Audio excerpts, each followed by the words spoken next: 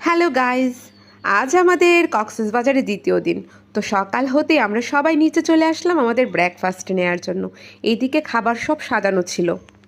দুটো পাউরুটি নিয়ে টোস্ট করে নিলাম, সেই সাথে একটু বাটার আর জেলি নিয়ে নিলাম প্লেটে।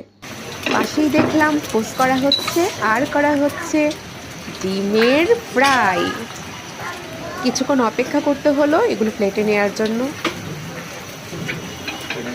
পাশে ছিল অরেঞ্জ ফ্লেভার অ্যান্ড ম্যাঙ্গো ফ্লেভারের জুস, একটু করে নিয়ে নিলাম। তারই পাশে ছিল থাই স্যুপ, আর তার পাশে ছিল সালাদ, ভুনা খিচুড়ি, পরোটা, তারপর ভাজি, ডাল অ্যান্ড চিকেন কারি। পরিমাণ মতো খাবার আমার প্লেটে তুলে নিলাম, সেই সাথে পাশে দেখলাম ধোয়া ওঠা চা আর কফি। সেই দিকে প্রিয়তা বলল সে নাকি শ্যামাই খাবে, তো তার জন্য একটু শ্যামাই আর অল্প পরিমাণ ফ্রুটস নিলাম। এইদিকে বীরকে দেখলাম তার খাবার রেডি করছে। আমার খাবারগুলো হাতে নিয়ে আমি সোজা চলে গেলাম আমার টেবিলে। এখন আমি টোস্টের উপর বাটার আর জেলি লাগিয়ে আমার খাওয়া শুরু করে দিলাম। তো গাইস, তোমরা কি দিয়ে আজকে ব্রেকফাস্ট করলে জানিও কিন্তু। কেমন লাগলো আমার আজকের ব্লগ সেটাও জানাতে ভুলো না। ওদের খাবারগুলো কিন্তু দারুণ ছিল। ও আচ্ছা, 1 কাপ চা ছাড়া কি আমাদের ব্রেকফাস্ট কমপ্লিট হয়?